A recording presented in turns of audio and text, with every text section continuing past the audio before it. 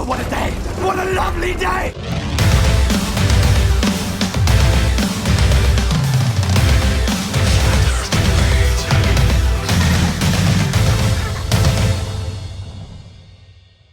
Welcome to Flat Earth Debate, Uncut and After Show.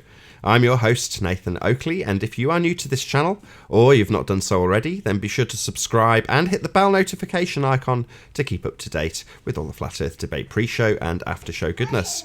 If you'd like to join the community debate, then go to nathanoakley.com and check out the Flat Earth Debate forum to keep up to date with the community Flat Earth Debate.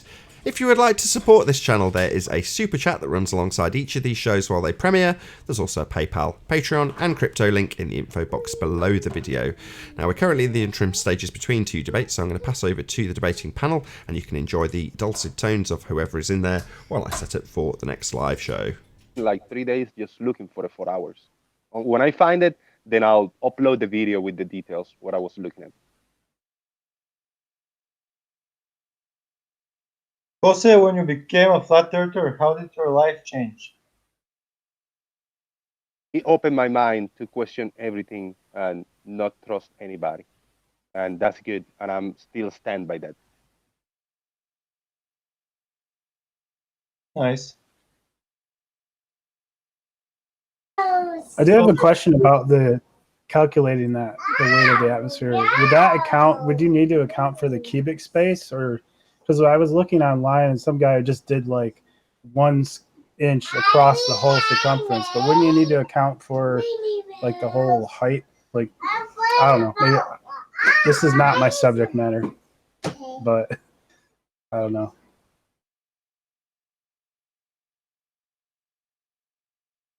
Jose, so now you still have something left in you from flat earth. You're still questioning. Of course, man. I'm evolving. This is it's a gradual change that I'm doing. And Yeah. I will stay questioning everything. I don't trust anything, anybody, you know. I got it. Cross-reference myself, everything. That's good. So in time you will be a flat earther. And many things, many things about the globe Earth model and all this. I'm just taking it on face value because none of us can test that. I just to accept it, just to have something built, to have a foundation. And if it's broken, if it's right, it will present itself at its time.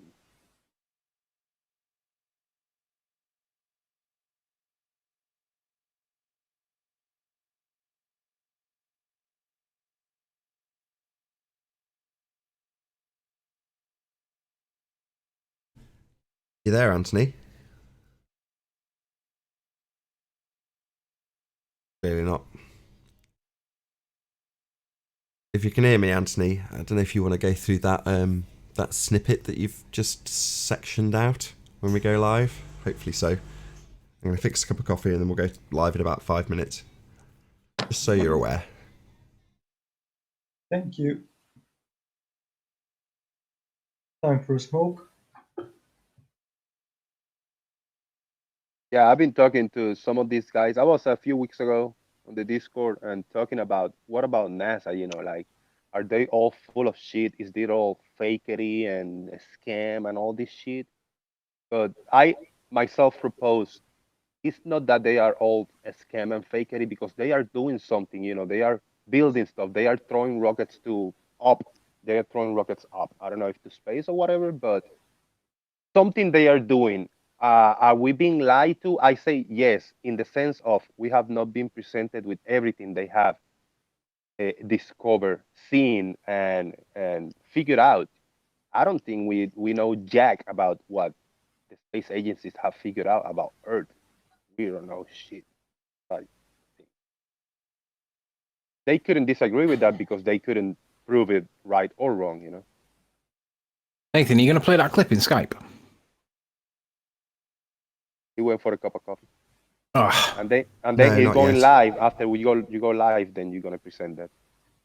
I haven't had a chance, no. Sorry. Basically, what Reds is doing, the context is there's a rocket going up, apparently. Looks interesting. But anyway, rocket's going up. Reds is trying to demonstrate how you can have a gas pressure next to a vacuum, right? What he's not doing is addressing where the pressure comes from in the first place.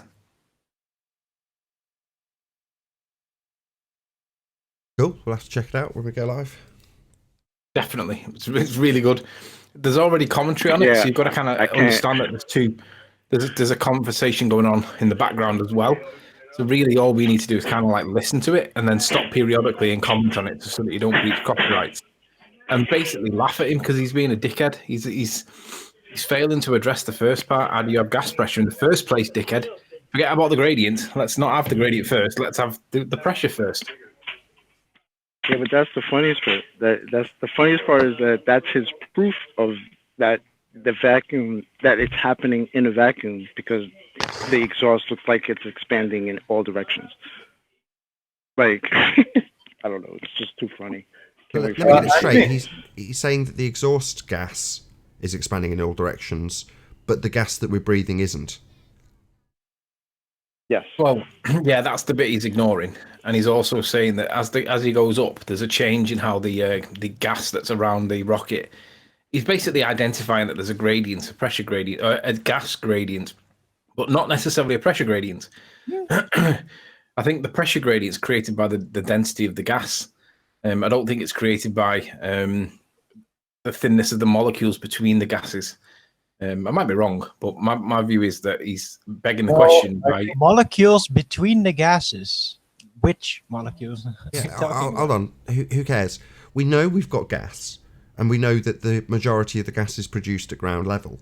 So the fact that we have a gradient is not in the slightest bit surprising. It's going to dissipate as it goes higher on account of the fact that they're produced at the bottom. So that's not an issue. That's self-evident. We know that's the case. We all learnt about cycles in school. So I'm not too concerned about the self-evident bit. It's like Jose did this on the last show. Well, yeah, we've got a gradient. Well, that's not a problem. That's perfectly acceptable and self-evident. The problem's the vacuum bit. The bit that would be the lower pressure system it all dispersed into if it were real. yeah.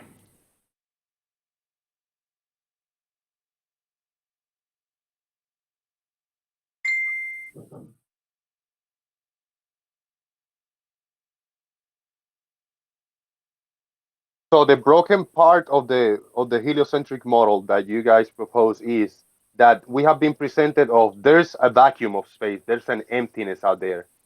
The thing is, if it's just a low pressure, if a low pressure system out there all the way everywhere in the universe, that's the line part, right?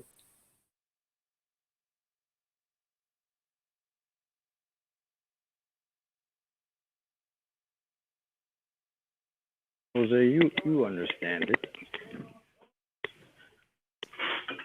How can you at this point not understand the point?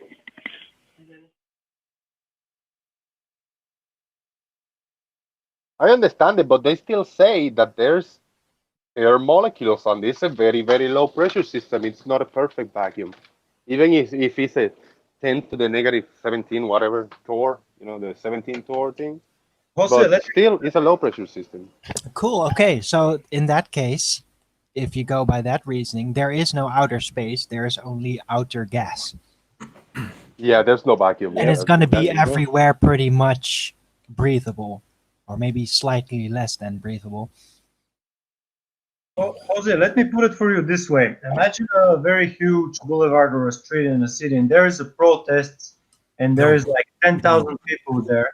And this is Earth's atmosphere, and they're advancing down the road towards the municipality building or the government building. And there is like four of you, which are the fewer molecules in the so-called vacuum. So how are you going to push back the 10,000 people? Yeah, I don't know. I understand what you mean, yeah. Yeah.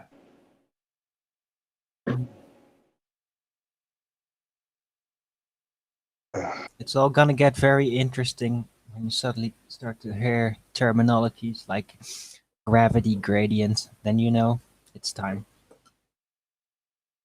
That's Can't something wait you for you guys. guys to see this rhetoric nonsense because it's so funny. But you guys were talking about something earlier. It just made me think to look up something. The pressure gradients and weight.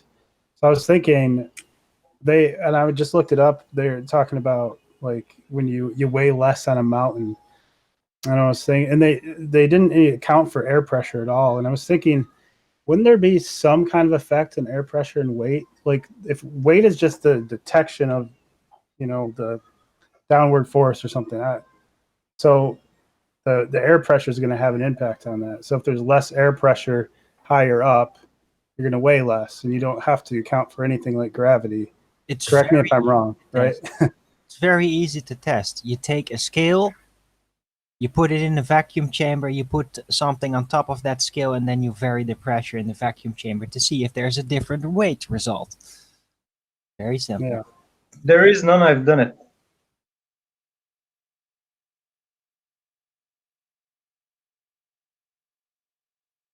Oh, what a day! What a lovely day!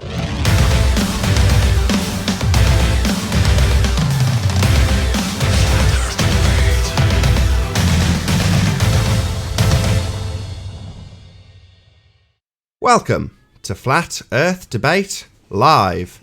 I'm your host, Nathan Oakley, and if you are new to this channel, or you've not done so already, be sure to subscribe and hit the bell notification icon to keep up to date with the Flat Earth Debate. If you'd like to join the community debate, then go to nathanoakley.com and check out the Flat Earth Debate forum to keep up to date with the community debate. If you would like to support this channel, there is a super chat that runs alongside each of these shows while they're live. Shout out to Colin Turner for hitting the super chat during the break. There's also a PayPal, Patreon and crypto link in the info box below the video. Most importantly though, if you would like to join the discussion, simply mute the page you are currently watching, then click the link in the info box below this video to join the panel and express your views on the shape of the Earth. If you do join, please don't swear. If you do, you'll be ejected, and if you are, please don't try to rejoin the stream using sock accounts. You'll be warmly welcome back on the next stream. Please also share the show. Sharing the show obviously increases the live audience, but this in turn increases the chances of a more diverse panel. So please share the show on Facebook and Twitter. And one last time, if you're new to the channel or you've not done so already, be sure to subscribe and hit the bell notification icon to keep up to date with the Flat Earth Debate. Now we are joined by the Plain Truth, Sleeping Warrior, Paul, Jose, Earth Flattener, Eric, Deanne, Chocolate Saying, and Arwin. Good to have you all. Good afternoon. Hello, what? What's that? Good morning. Gravity. Good morning, good morning. Oh, dude. Talking of gravity, any scientific evidence of gravity, Jose? Scientific evidence of what? Gravity. Go on, Jose. Come Any on, evidence come for off gravity? mute. You know you're here No for scientific evidence. No, I don't. I may have at some least he's being straight. presuppositional evidence, though. Maybe that mustache proves gravity or negates gravity. I don't know. defies gravity. Any signs of Earth curvature? Yes. Excellent. Tell us all about it, Jose. 99% of the footage that everybody presents, there's obstruction in the bottom that can be called curvature, and then there's some footage specifically with long structures built straight, and they show the curvature when it's compressed, and you zoom in and you see the curvature. Sorry, you seem to flip between can be called and is. So, yeah, that was a bit of a ham-handed effort to go from obstruction being called curvature to people seeing curvature, Jose. So, did you miss the in-between bit? No, yeah. In the actual, like, let's say in long structures, long bridge and stuff like that, you can see the actual structure. You see the curvature effect. You do see the curvature. Then the other ones are obstruction from the bottom up. That can be called curvature, but it could be another explanation. You know, I have seen other alternative explanations. So there's two different versions of curvature, is what you're saying, Jose. There's obstruction from the bottom up, and there's also the effects of perspective, things rising up to the midpoint, but also simultaneously above the midpoint, they go down towards the midpoint as opposed to raise up. So you have the complete opposite, perfectly in line with perspective. So I'd say that the stuff that you've covered at the, I've forgotten what it's called now, Tensus Bayou, is that right? Little census by you. So yeah, that's definitely not curvature. Obstruction from the bottom up is just that though, isn't it? It's not curvature either, it's obstruction from the bottom up. I mean, you can call it curvature, but I mean, I can call this pier a slightly looming non-standard refraction hyena hologram of a pier. Now, you don't have to accept it, you can just say, well, no, that's just a pier. But I can demand that you accept that it's a slightly looming non-standard refraction hyena holographic projection of a pier. Whether or not you choose to believe that is entirely up to you. Understand, yeah. Jose, if it's a curvature, what is curving? Water or solid ground? Earth is spherical. It's Yeah, but what's curving? The water or the land? It's Earth, very, very big, and it curves. Not that big though, is it? We know how big it is. Come on, spit it out, Jose. Yeah, roughly 25,000 miles circumference. What's curving, Jose?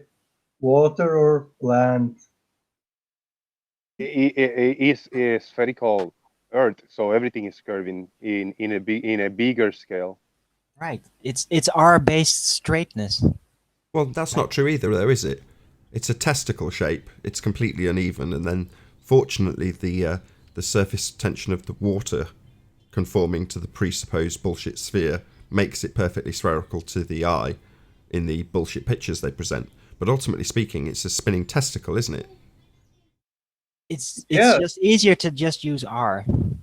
And Jose made it pretty clear that he doesn't believe childish bullshit that water can curve or bend or take any shapes. Water bending argument is childish, not the water bend, the water bending argument. Same as the railways, right, Jose? Train tracks, yeah, boom, that's perspective. Yeah, those bendy train tracks that they all manufacture, they completely agree with your bendy water ideas.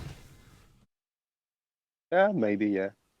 Because that's how I see them being manufactured, through those like pipe benders. They bend the tracks to conform with the earth, don't they? Yeah, that's what they do. All right, next. Are we finished on housekeeping? No. We just begun. Far from it, yeah. Any signs of axial rotation of the earth-based variety? No axis found. No.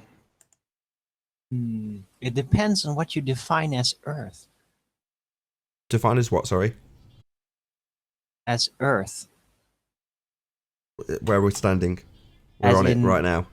Our realm, or only the matter, or All of do it. lights in the sky count? Well, no, All right. I wouldn't have said so. Because Terra it firma. is part of our realm, right? So Well, that's your word that you put in there, though. I'd say Earth is Earth, right? The Earth bit, as opposed to the sky bit. The bit that's Okay, earthy. because I was yeah, going to but talk if you about this. consider Earth as a realm, then that sky is also part of that realm. That's So correct. maybe If just you, a part of Earth is rotating, of which the full nature we do not totally understand yet. But yeah, when it comes to the actual matter part that we can prove, that's a lot tougher. Because if we hypothesize that Earth is spherical, I'm not presupposing, I'm hypothesizing here, that Earth Same is thing. spherical, and we put a fiber optic gyroscope on Earth, something is moving at 15 degrees per hour, and it's not going to be the sky because the gyro is not in the air, in the sky. The gyro is on the Earth, so that means Earth is moving. And when we look at the sky, we see the rotation poles moving at 15 degrees per hour. So yeah, I think the fiber optic gyro presents a movement of 15 degrees per hour.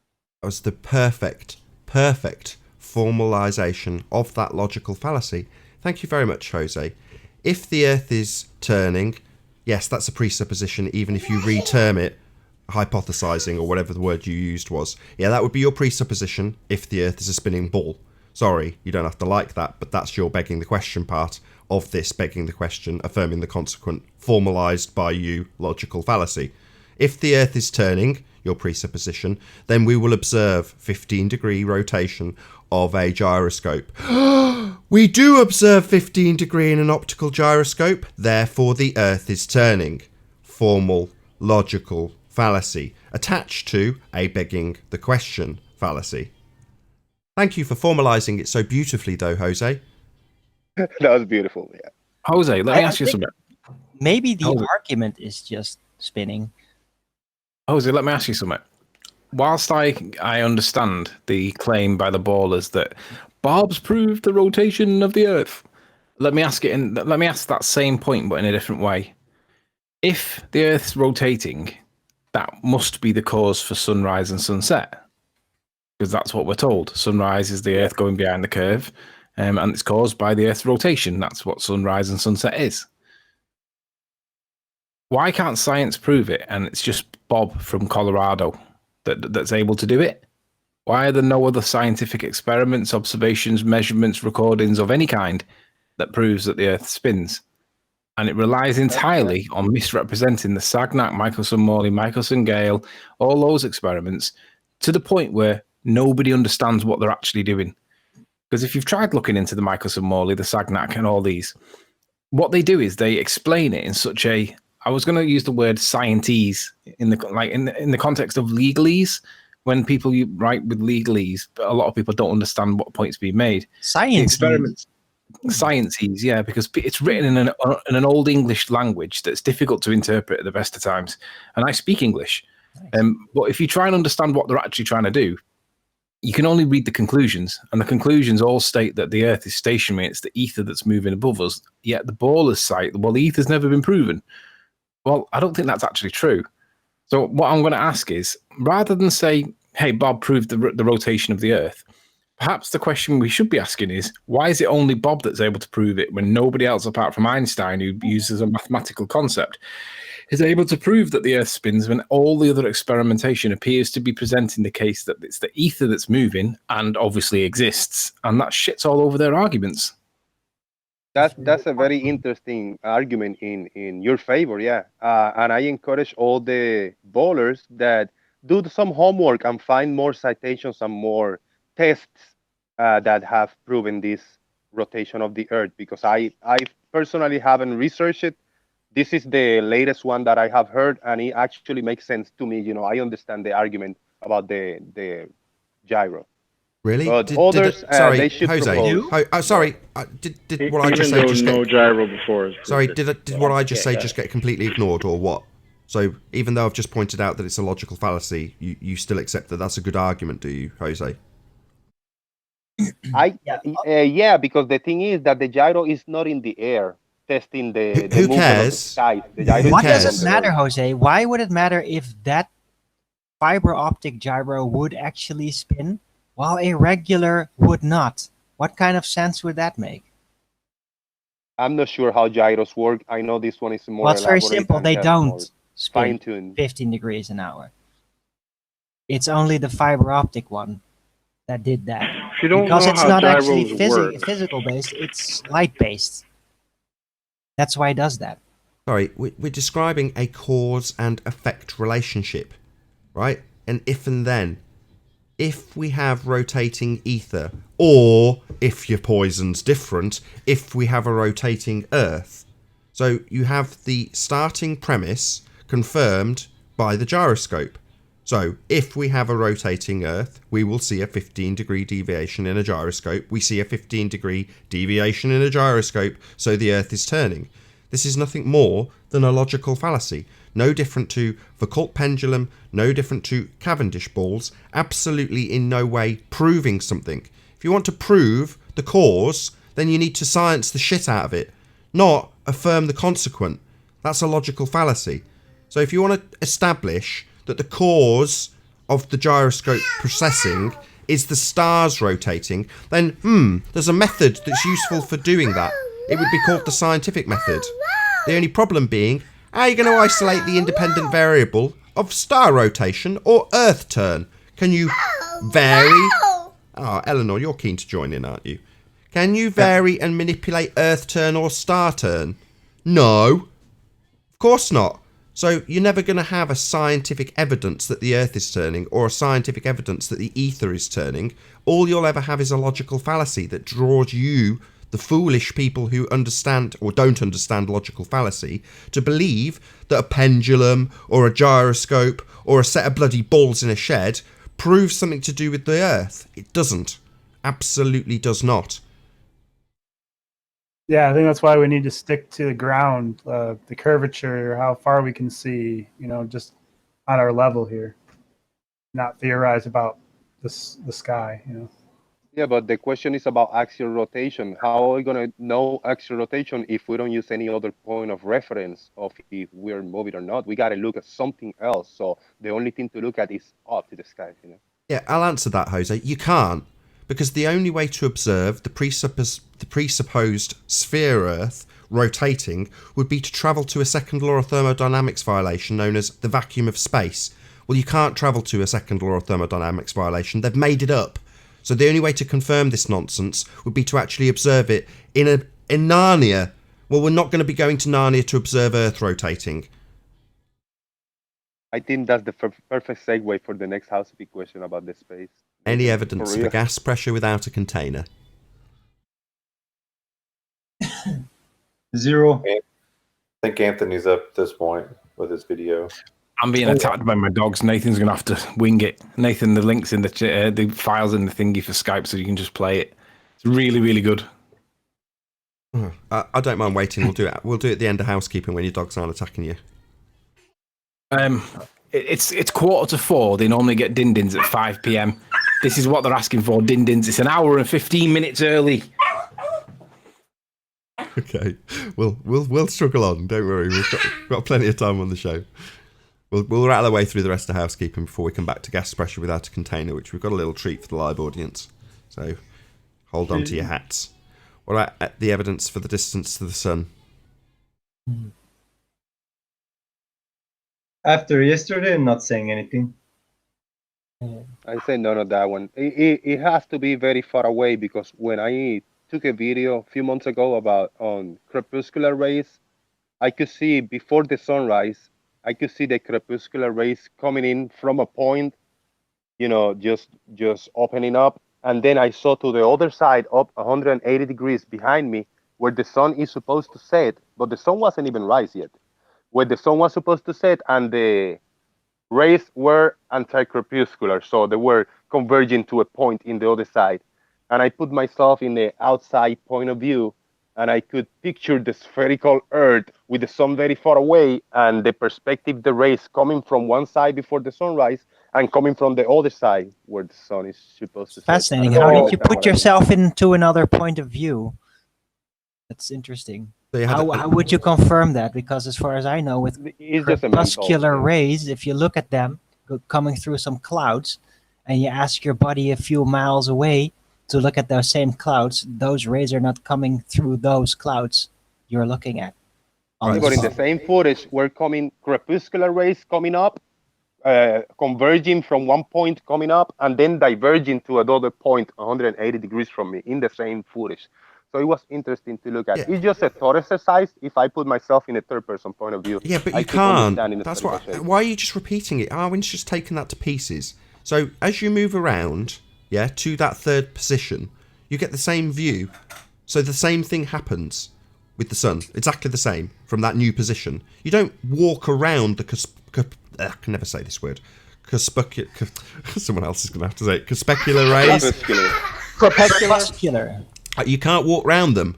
So the only way to do it is to have an outer body experience, is it, Jose? Yeah, that's a thought. Oh, that's unfortunate, because you can't do that. As you move position, what happens in the sky changes, but relative to the sun and your position, you're seeing the same damn thing, just from a different position. You can't walk around the sun. Yeah, but the question is, from that point, it just has to be very far away. How far? It could be, 93 millions. It could be 3,000 miles up. Who knows? I really don't know. I think this is a similar problem with whether we move or the ether, the stars move, is you can't really. I think the only way you could find out is if you travel to the sun and measure that distance, and otherwise it's just you're guessing, and we don't even know what it is. And how it's this is where I'll reassert my assertion that the ballers simply don't understand or deliberately obfuscate what either one. You can't know the distance to the sun unless you know its actual size. You can't know its actual size unless you know its distance. So the angular size is a sum. It's not just a measurement. So you have to know 3 parts to the triangle to get the remaining parts to it. And we don't know its actual size, and we don't know its distance. The only thing we've got is its angles. And the angle is an infinite variable. You can get any size at any distance, and it can carry on continuously forever and ever and ever, amen. So unless you know its actual size, you're not getting its distance. Unless you know its distance, you're not getting its actual size. And we don't know any. So we have to try and do it with formulas, and then that's when it starts getting confusing, because people get blinded by mathematics, nonsense, rhetoric. It's gibberish. Prove the distance to the sun. Well, let's prove that it's a tangible object first. And I don't know how we can do that, because none of us have got the ability to do it. The best they've got is spectroscopy, astronomical spectroscopy. That's it. It's not a good method at all. No. What is it you're looking at? You have no idea what it is. They can't even agree whether it's a liquid, a gas, a solid, or some kind of metaphysical object. I tend to lean more towards it being metaphysical, because although it looks kind of physical at first glance, you realize that if it is actually physical, there's got to be something up there that it's sat in, because it can't just float around in nothing, as per their model. It's nonsense. And once you realize that space is basically bullshit the way they tell us to, then it makes you ask all the questions about everything that's up there. And what's the answer? Well, for me, it's it has to be, for me, it's the proof of creation, intelligent design of some kind. Maybe God, maybe Allah, who cares? My point is that it's clearly not the result of an explosion, a cosmic ejaculation. We didn't evolve from monkeys coming from an explosion. And Allah is just an Arabic word for God. So yeah, I'm just I'm contrasting it against any like religion. I don't care what your religion is. What I'm saying is it's clearly, obviously, some form of proof of creation, in my opinion. And these aren't these aren't planets that we can land rockets on. These are it's proof of creation. Can we just call it a higher power? We can just call it creation, and then you can interpret that word yourself. But it's clearly a construct that we can't explain. Yeah, we've got a model for it. Problems all over it.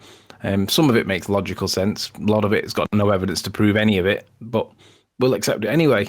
Or you can just say, well, maybe you can't prove it, and that's why it's proof of creation, and that's why it defies science.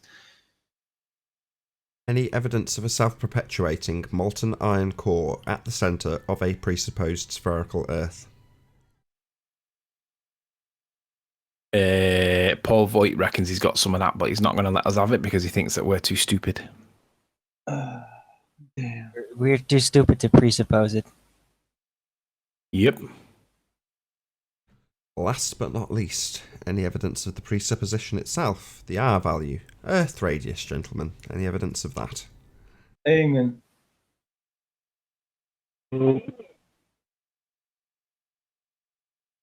Level of retardedness in the globe heads, R value.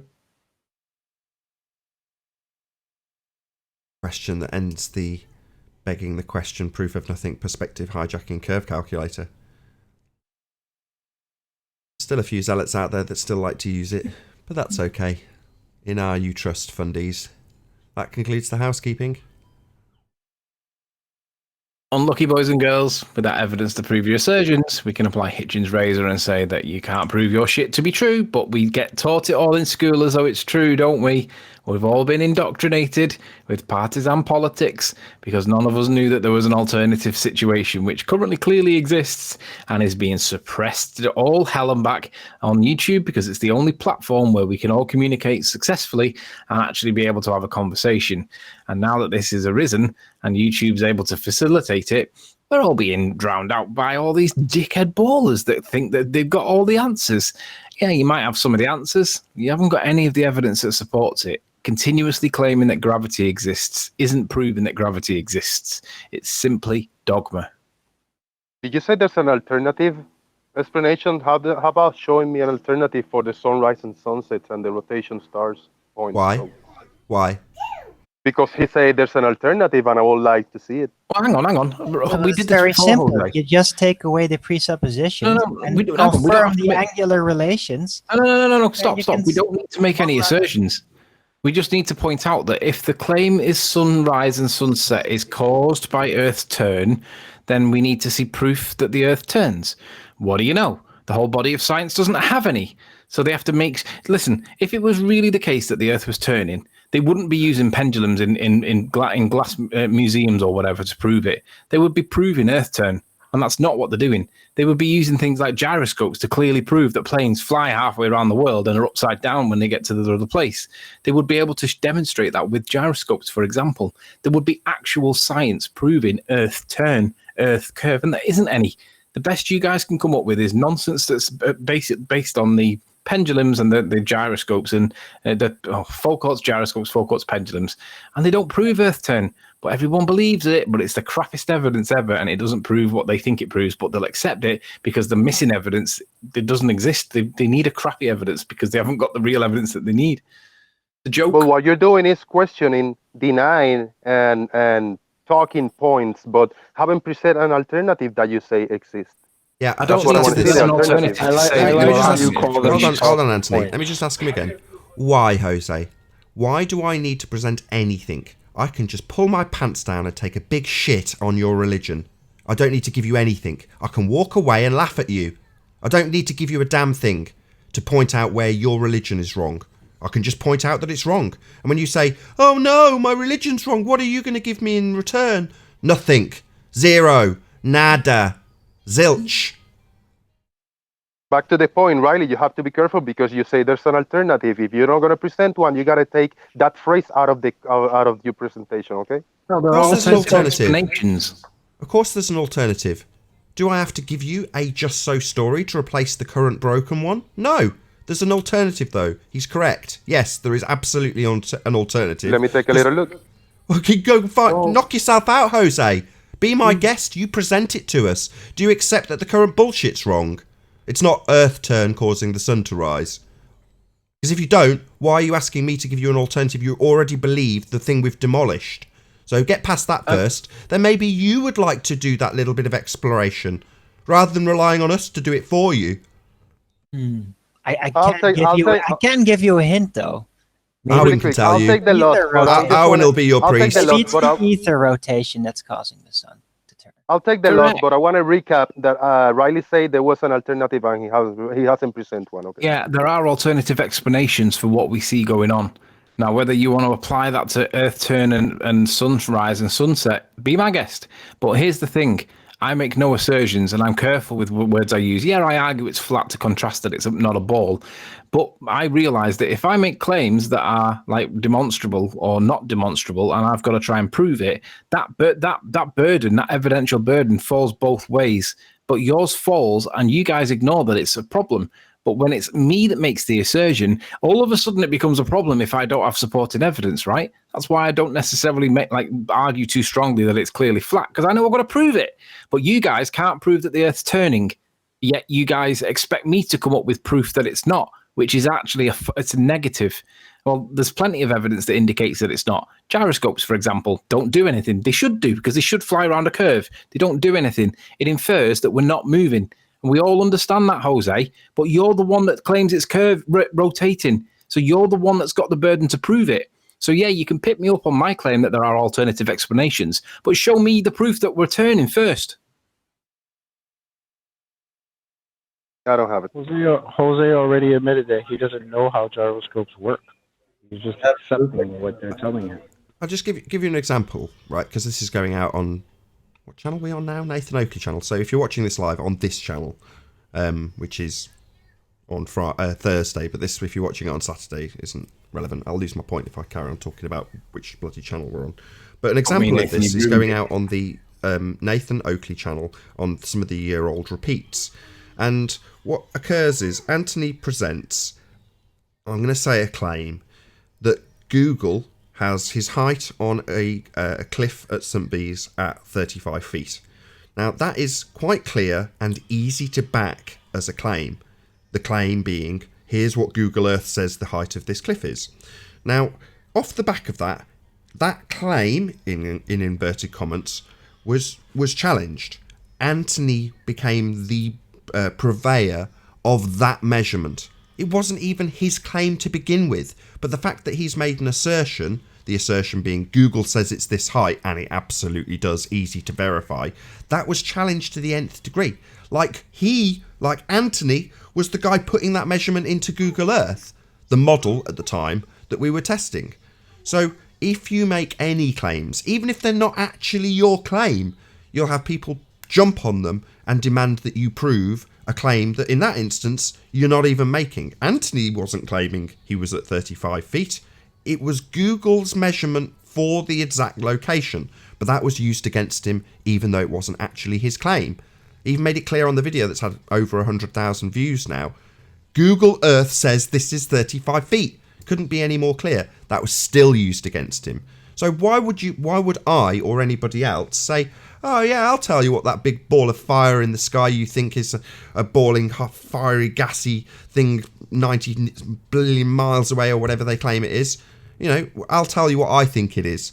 I'll come up with a just so story so you can strawman the living daylights out of me and claim that it is a burning ball of gas when you demolish my assertions that I don't need to make. I can just, like I say, pull down my trousers, take a big dump on your religion, your belief about the distance to it, and where you've got that conclusion from. We can point out all of the history that goes behind that claim and where it's bollocks. Well, I don't need to do anything more than that. Just point out that it's nonsense. And if that leaves you in a state of disarray, oh, well, that's terrible. Yeah, we all went through it too, unfortunately. Yeah, we realised that we'd been lied to on a massive scale by charlatans who've punted a religion onto us. A religion, a sky vacuum religion with priests floating around in a second law of thermodynamics violation. Well, we don't buy it anymore, and I don't care if anybody says, oh, you've not given me an alternative. I don't care. I don't need to. Why do I need to tell you? If you realise I'm correct in the sky vacuum being bollocks, then go out and try and figure out what the hell it is for yourself. And if you can't cope with that, that's not my problem. All right, turn 4. Turn 4, I wrote that. He who asserts must prove. We make no assertions other than you guys have got no evidence to support your claim, or indeed evidence to prove your claim, because you can't have gas pressure without a container. Well, we have gas pressure, so where is container? I really want to see a little bit of the red rhetorics. I missed that. I don't know what's going on there. Yeah, that's what happens when you start wiggling, isn't it, Jose? Change the topic, quick! Quick, get someone else in this net so you can kick them. Come on, Nathan, play the file. I haven't even downloaded it. Can't you play it? Perhaps. I did this for you. All right, so screen share.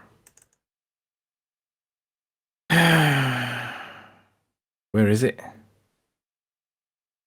Let me remember where I put it.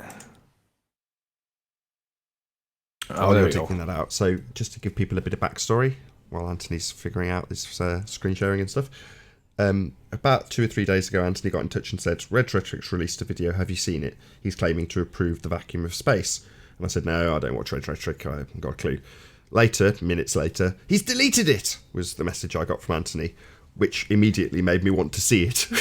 Same with Flat Earth at the moment. If you censor something, people will want to rebel against it. Quickest way to get something to number 1 is to ban it on the radio.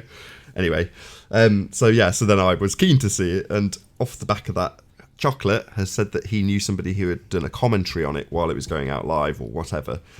So we've managed to scrap together a copy of it, and hopefully Anthony, if he's been bought enough time, will be able to present that to you, and we can discuss some logical fallacies at play. I do have it. So what you've got to understand is the context here is begging the question in the first place, right? Nobody argues that there is a density gradient, right? We understand that as you go higher, the density changes, it gets less. But these guys call this pressure.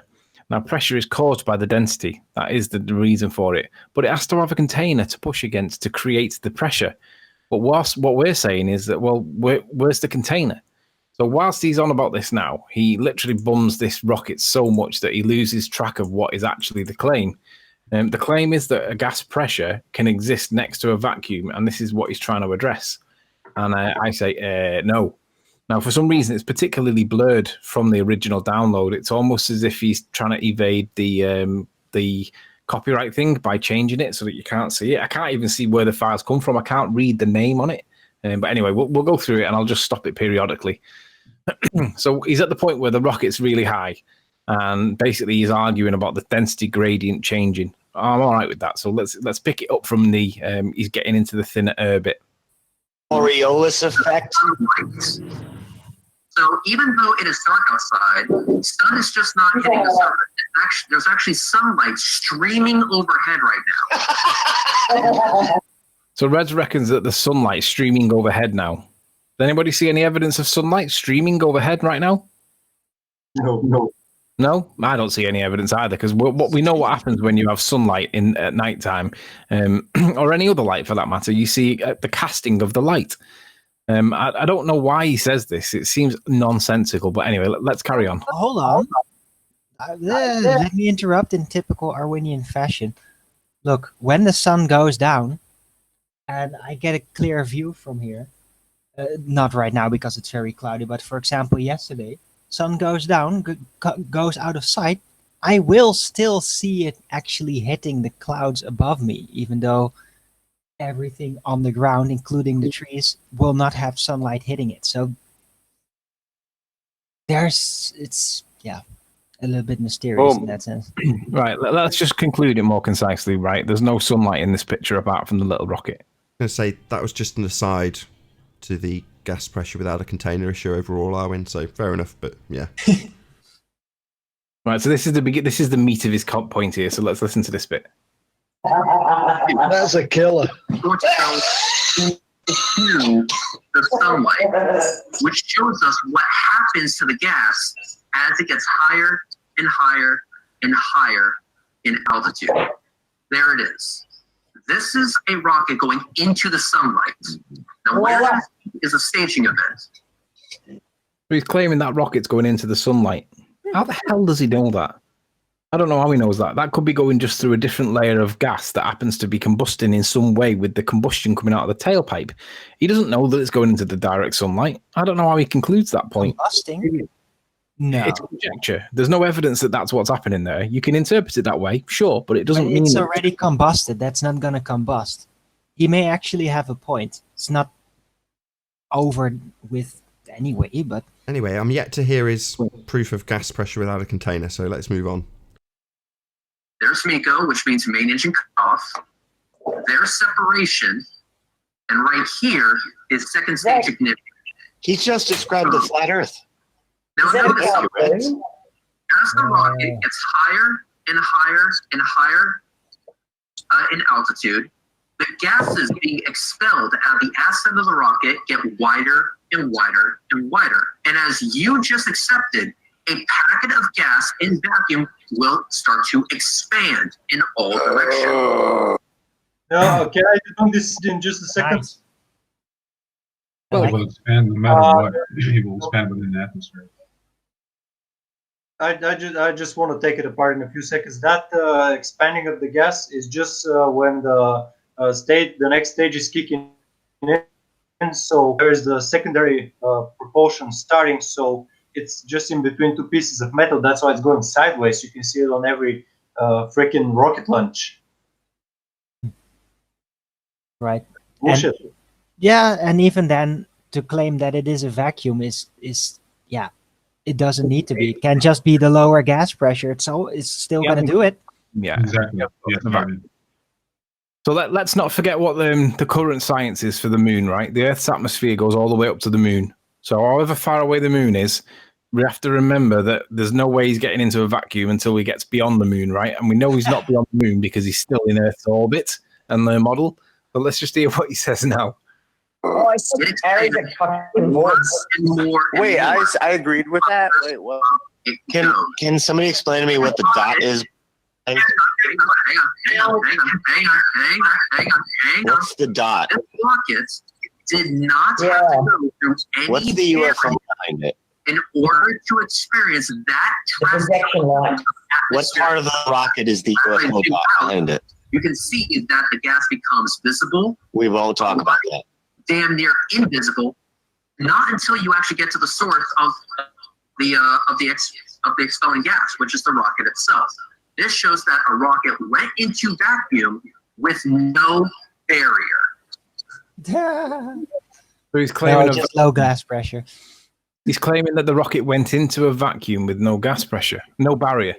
Well, we know that either Reds has got it wrong because he's not beyond the moon, because the moon's within the Earth's atmosphere according to current science, or how the hell does he know where the divide between the two lines are?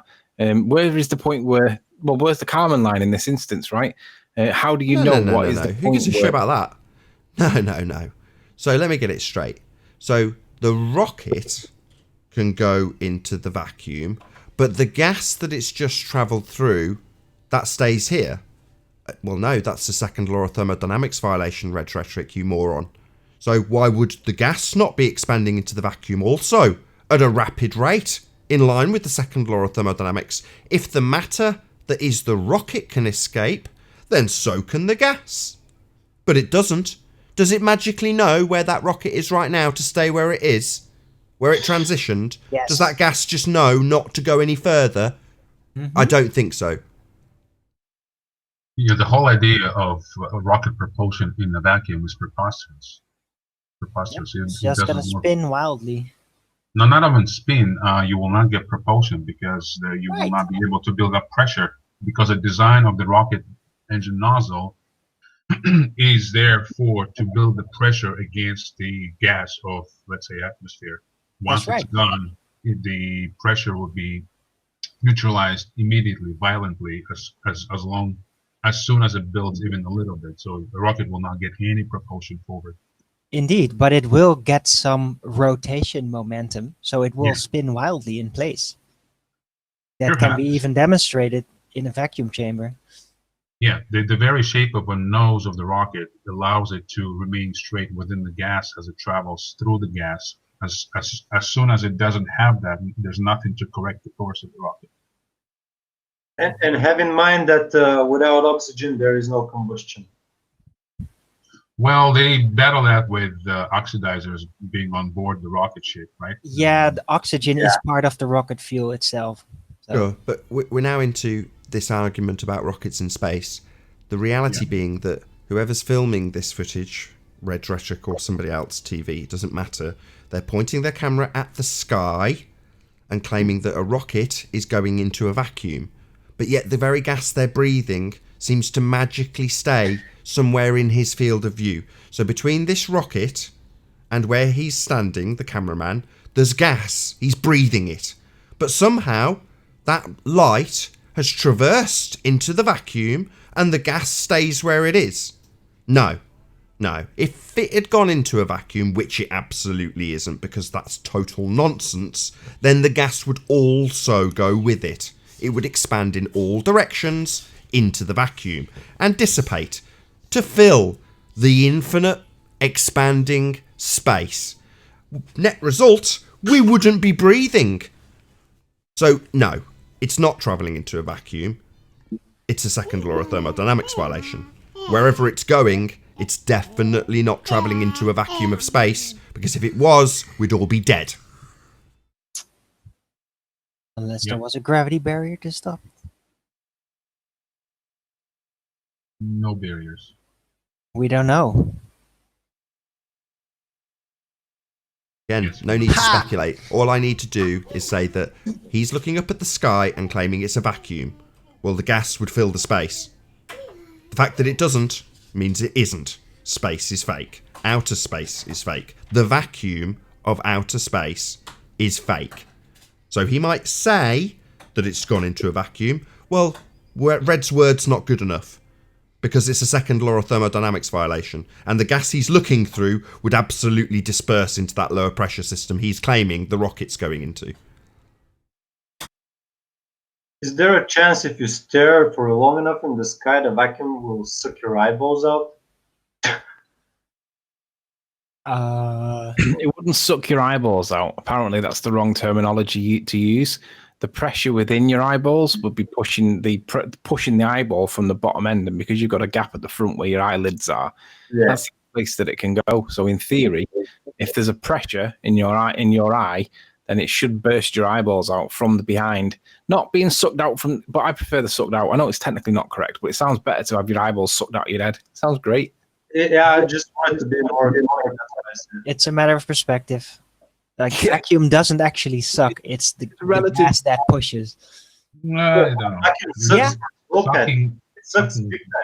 Vacuum doesn't suck. It's not. It isn't anything. It's the missing of something. It is the gas that actually pushes.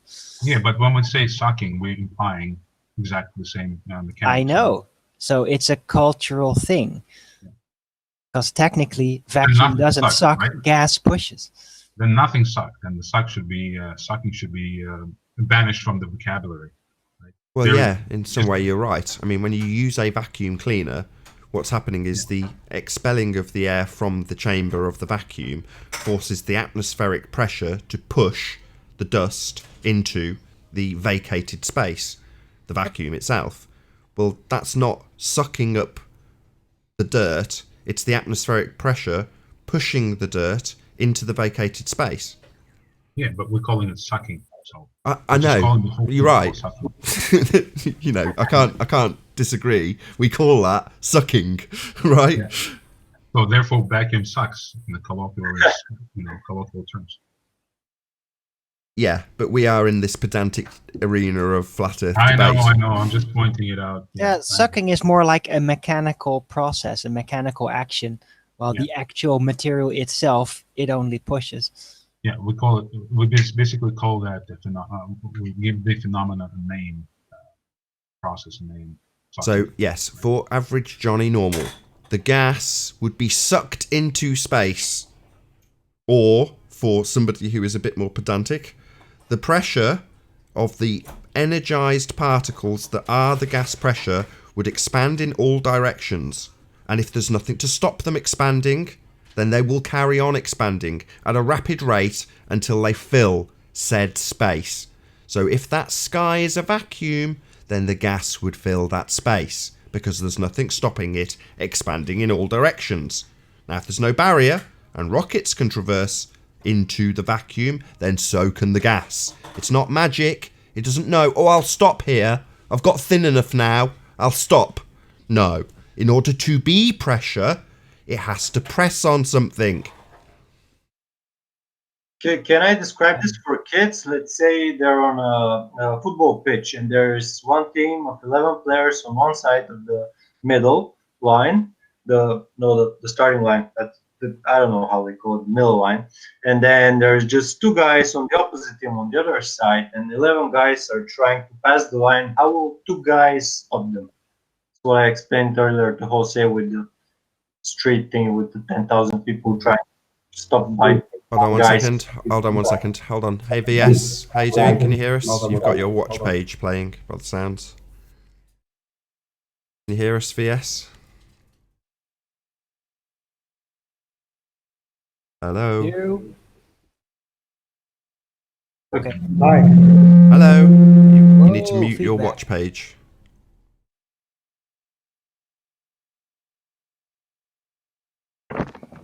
Bear with him, guys. I think he is trying to sort his mic issues out, as opposed to trying to snipe us.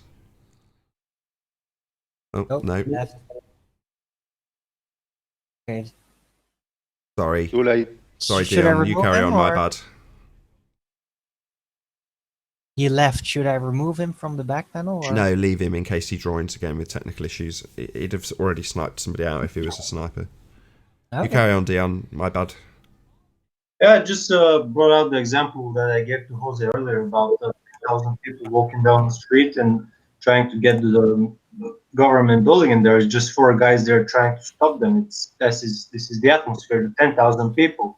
So it's too many people against just 4. So those 4 people won't be able to contain those 10,000 people along a line. They'll just progress. That's like the presupposed just few molecules in outer vacuum bullshit space trying to push down on the atmosphere. Almost a great analogy, other than there's literally no men trying to stop the people from escaping. Just an empty, barrierless, free zone that they can, empty into without any restriction whatsoever. Open system. No fence, no men, no nothing stopping them. Just the ability to expand in all directions and fill the space available to them. But according to these zealots, these fundies, they think that magical gas is happening. It gets thinner and then stops needing the antecedent of a container to press upon in order to be pressure. It just magically stops. Just becomes a vacuum. No. Second law of thermodynamics violation. Hey Ranty, how you doing? You just don't understand entropy, Nathan. You just don't understand Nathan. That is entropy. You just don't understand it. That is entropy. Remember that. Sorry, Nathan. The flat earther who had the debate with Reds, who provided the video for us. His name is Space is Fake. He's pretty cool flat earther, and he wanted to get a shout out for providing us with this video because Reds apparently took it off his channel and won't play it. So he wanted a little bit of a shout out from you. Yeah, sure. Space is Fake. If you can hear us in the chat, post your link to that video. I will approve it so people can go and subscribe to you. But big shout out to Space is Fake. I did see him say something in the chat. I didn't appreciate what that meant, but now I do. So yeah, feel free to spam your link, or Ranty's done it for you. Unless Ranty's spamming his own link. Is that for you, Ranty? Yes. It could be the Mad channel, who knows? I knew it. Ranty's stupid. Well, I don't mind plugging Ranty either. So yeah, go and subscribe to Ranty Flat Earth. Definitely a good channel to subscribe to. Don't subscribe to Ranty Flat Earth. He's getting too many subs. I introduced Ranty. Come and sub to me instead. Shout out to Ranty for providing great globe proofs in all his videos. Thank you, Ranty. Ooh, shout out to great flat earth. Jose, you've gone full circle, haven't you now, mate? Totally. Gone full sphere. Those turbines that you show, oh my god, behind the curve, beautiful. Yeah, you don't understand perspective, do you, mate? And compression. You don't know how I it understand perspective. I used to study perspective when I was a kid in school for many, many years. I understand lights and shadows and perspective. I bet you didn't. That was good. Did you actually study perspective in school? I did. They didn't teach me any equations for perspective, but the drawing part, lights and shadows, I learned really good. You're getting Why don't you ball Sorry, hold on. Someone's causing feedback. Can you all close your mics if you're not on? It's Sleeping Warrior. Anyway, it's because I've got my thingy open. Let's carry on. Don't open your thingy up during a hangout. Arwin. Show a vacuum at all. It showed a colder, low pressure area. Didn't show a vacuum. Into what? Until what happens? Until the container. You can't mute him while he's playing something, Paul. You've just been muted, Anthony. Very funny. He probably can't hear me telling him he's been muted because he's got the video playing. Oh, well, I thought he said carry on and it was kept going and everybody was talking, so that's why. No, he meant carry on with the with critiquing Red's rhetoric. Sorry, we didn't miss anything. He hasn't made any points. They're just laughing at him. Anyway, let's carry on. Riley, if you want to laugh though, there is a part where he tries to. Because Space is Fake was asking him how is the ISS up there and how can it deal with temperature. If you want to really laugh, find that part where he tries to defend how the ISS can deal with temperature changes.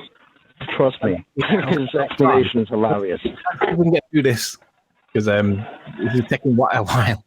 Right. That's CFC Bear for the super chat. Says thanks for the stream, Nathan. Absolutely my pleasure. Thank you for the super chat.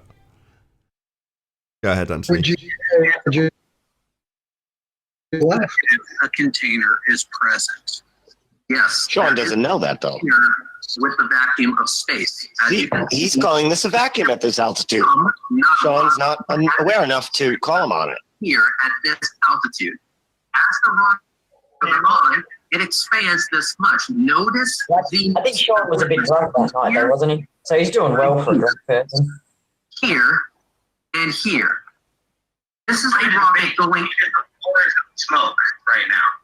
This is a rocket going into a lower atmospheric pressure without... Yeah, Sean's at least winning at life, you know?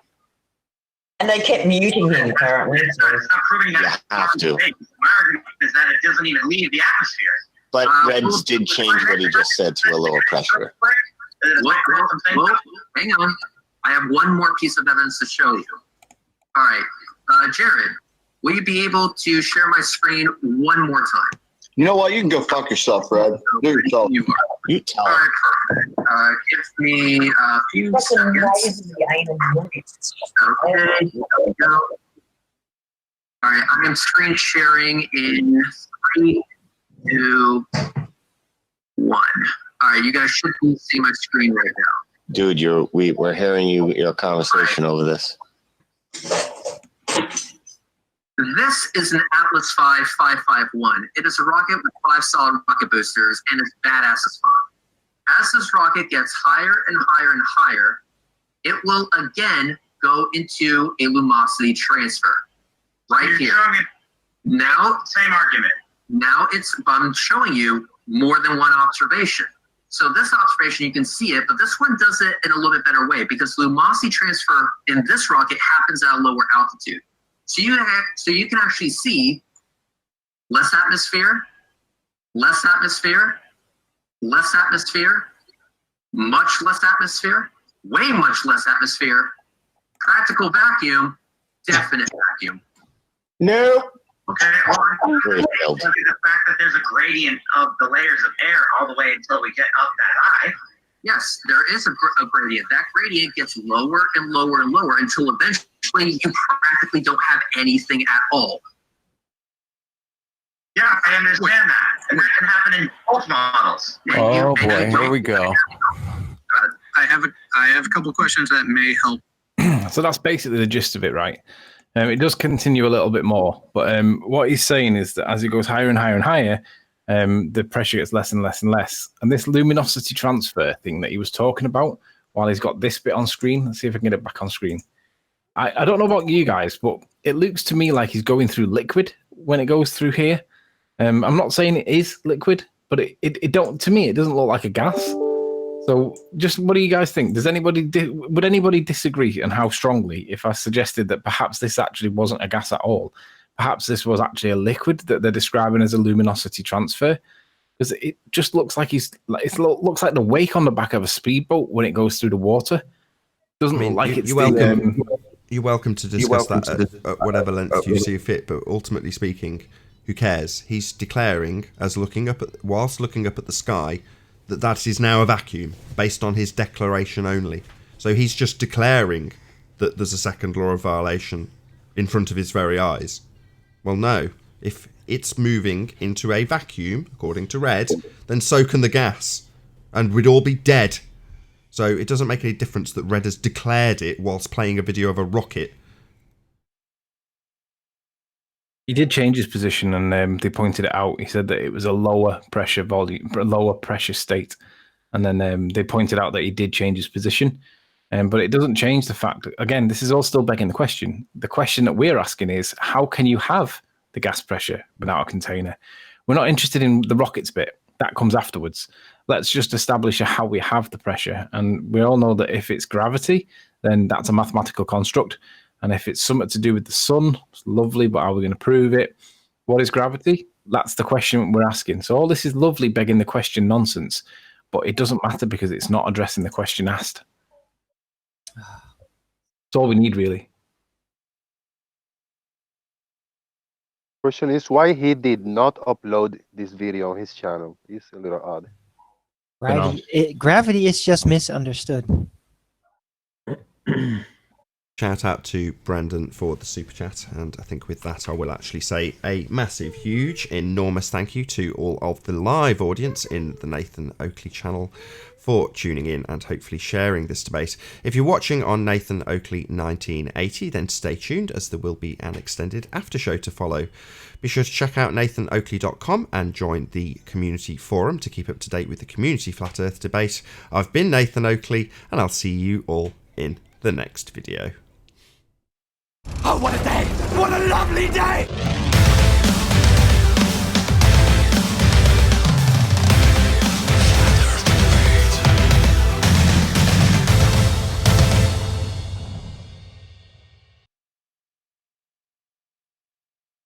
AN screen, and I thought it was Jesus for a second. He can come to you at any moment when you least expect it. Good one. So why do you think these turbines go over the curve, Jose? What turbines? With perspective, some turbines in some of the Rantis footage, with perspective, the slant effect where the floor appears to go up to the convergence point in the distance, everything along in the floor, in the ground, should be above that slant, not under it or blocked halfway. Not correct. Why would you think that? Are you looking at my screen, Jose? Yes. You agree there's compression on this boat, yeah? Yeah. What's happening? What part's being compressed? The bottom part. What about the top part? He appears to be even, same height, same big. So it's only affecting the bottom part, yeah? So this S is half the height of this S. Yeah? Yeah. Okay, so if I show you some turbines now, obviously we got full turbine there. You're seeing it from top to bottom. Yeah? What do you think could happen if I did the same thing on this turbine with the boat that I've just showed you? It might get compressed, not always, sometimes. You think it might get compressed, not always, right? Okay, so if I show you it at 50%, so if I reduce the bottom part by 50%, which is this lowest part of the stem, and keep the higher part of the wind turbine out of that compression zone, this is the effect you get. Yeah, that could work. I see the base anyway.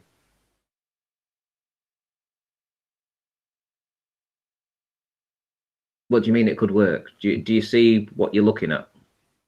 Oh yeah, it's compressed and it adds up in your footage, but I see the base on this one. Oh, you see the base on it. Right, okay. So you're seeing the base on it. Well, very rarely I see the base on any of them, which you know. But let's suppose we do it at 80%. Let's compress the bottom by 80%. There you go. That's almost got over the curve, hasn't it, Jose? Yeah, but it's not tilting back. Appears to, yeah. Yeah. So do you not think that's a kind of logical explanation, seeing as we see a lot of compression when we don't get to see the inferior mirages? And when we see the inferior mirages happens to be in the same location of where the compression is visualized. Yeah, not always inferior mirages, not always. What? Sorry, say again. Not always inferior mirages. No, sometimes you see compression and sometimes you see the inferior mirage. So this part here where you'd normally see the inferior mirage, we're actually just seeing compression. As a, I think it happens in the same location. It's that same very 0.02 of a degree where you get this optical effect that either causes compression or on other days it will materialize as an inferior mirage.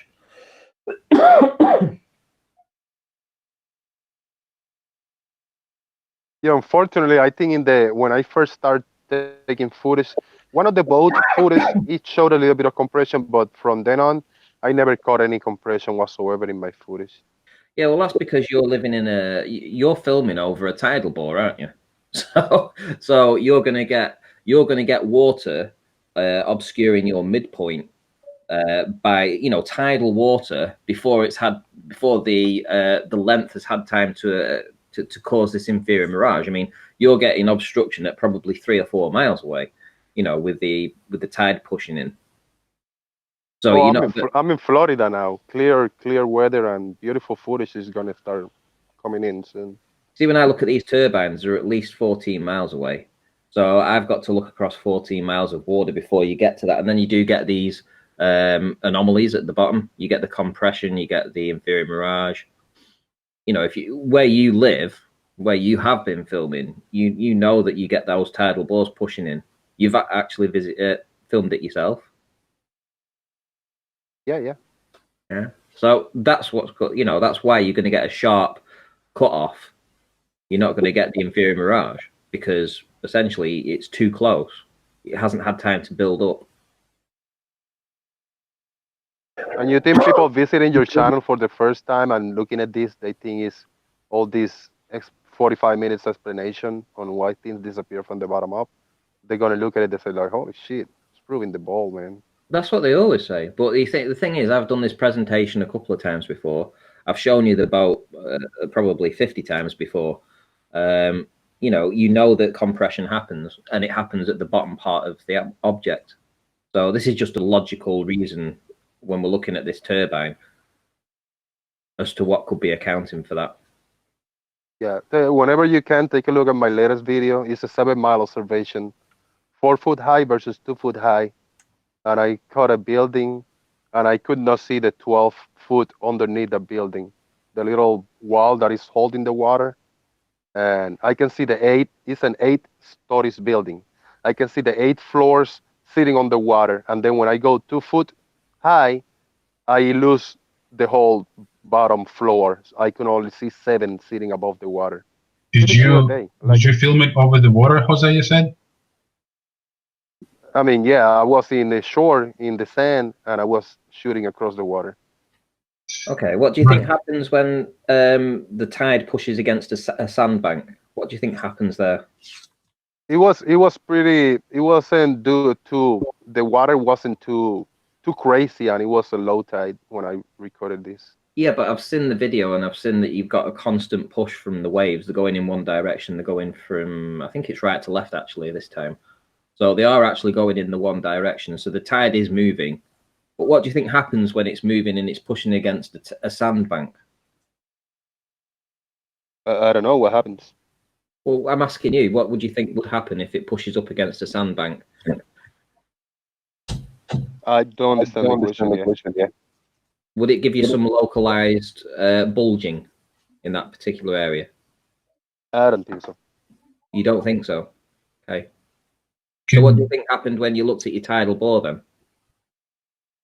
Yeah, that was in Texas. This is in Florida, this last observation. Yeah, but still, the logic still stays the same. If you push against the topography of the land underneath is changing, and you have a tidal force pushing in against it, it will cause localized bulging.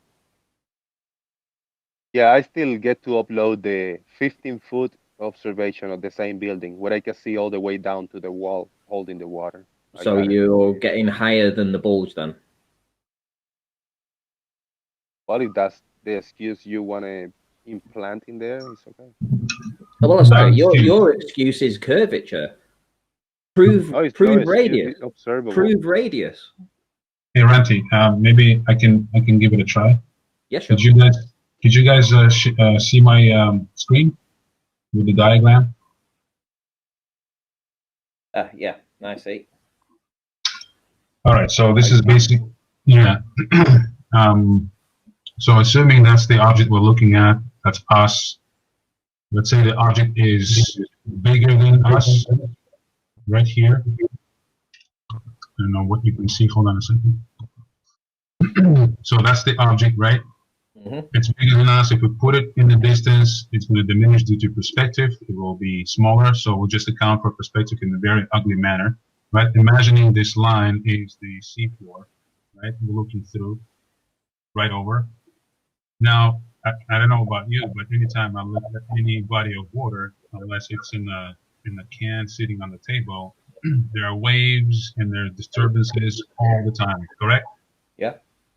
Right. So now imagine there's a disturbance in the form of a wave or bulge or some kind of a motion in between the observer and the object we observe, right? So I will represent this wave in the form of this shape,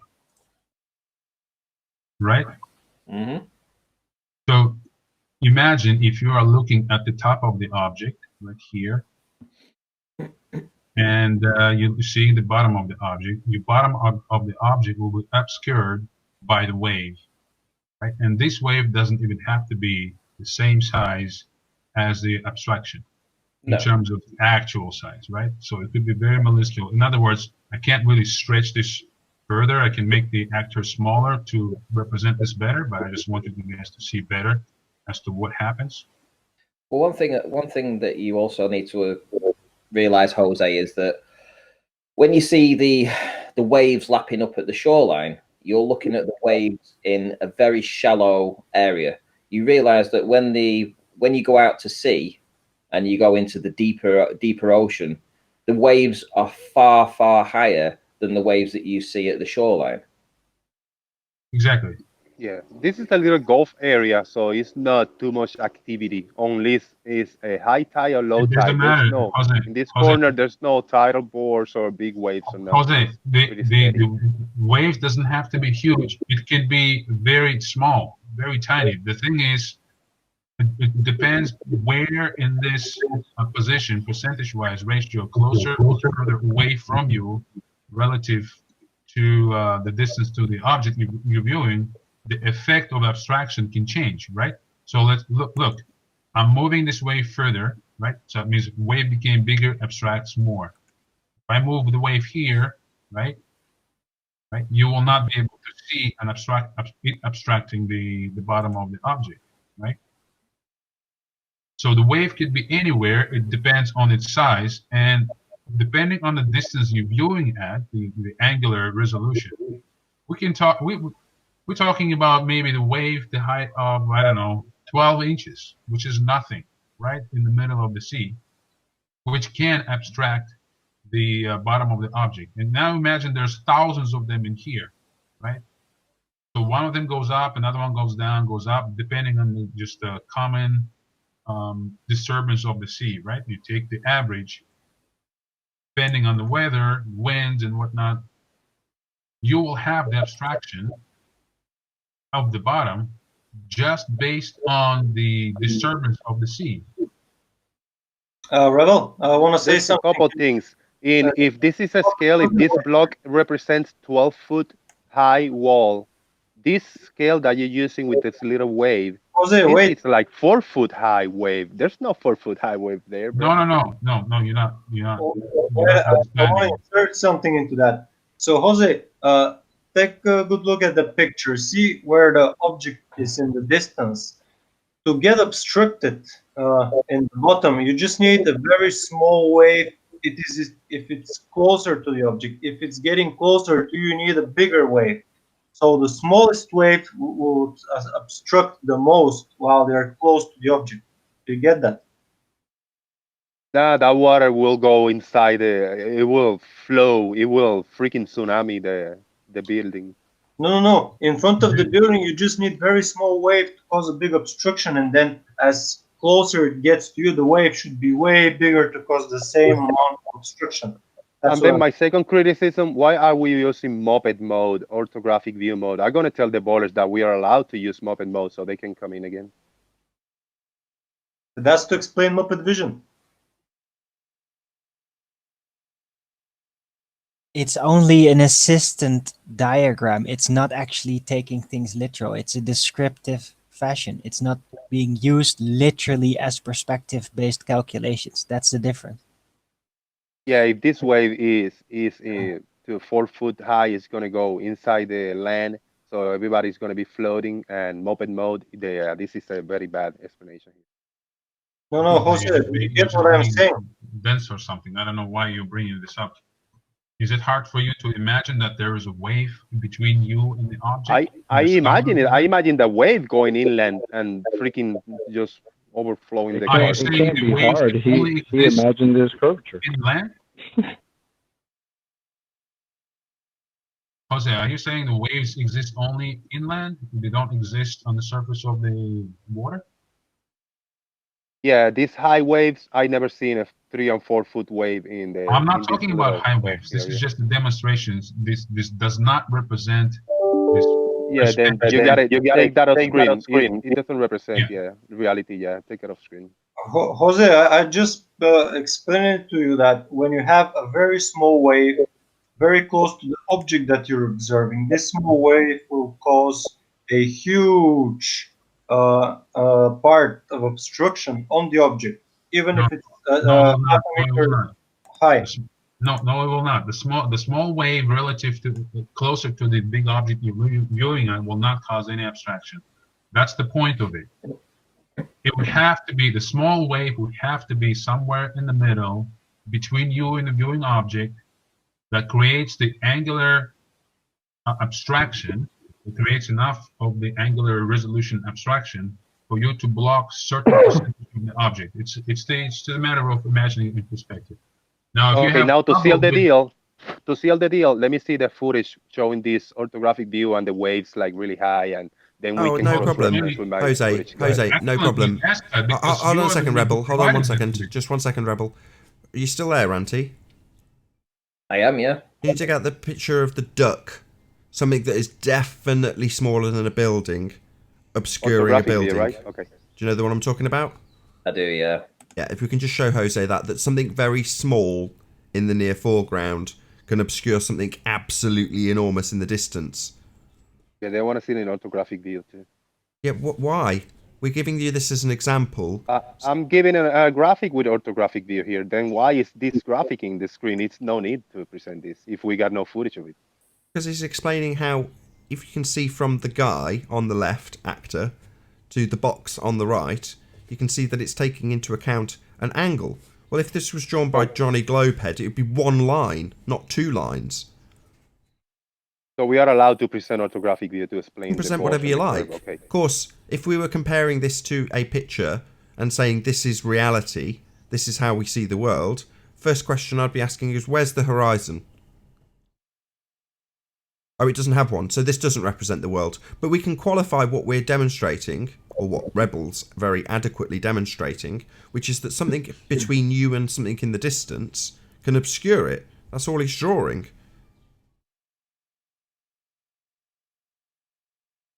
Very well done, by the way, Rebel. Simple. Very simple. Wave between you and object obscures it. Or in your case, tidal bore. Yeah, that motivates me to draw some scale balls so I can present an orthographic view. Yeah, you're just being pedantic. Yeah, I don't know you're straw man. trolling us at this point. Just straw man. So, yeah, but listen, Jose, in all seriousness, you're the one who provided footage. You shared the footage with Nathan at one of the shows, I think it was last week or 2 weeks ago, with the tidal wave coming towards you as you were filming. I don't know if you were One of the best. filming. Oh, I just made a new cartoon. Right.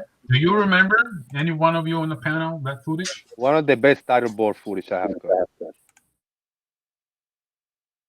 Scan it and present Right, it. if you can just click on Ranty's icon. Why so low to the water, man? 2 foot at least. You gotta go at least 2 foot high so you don't get these effects, man. Why? It can still happen. All it would do is... Which effect?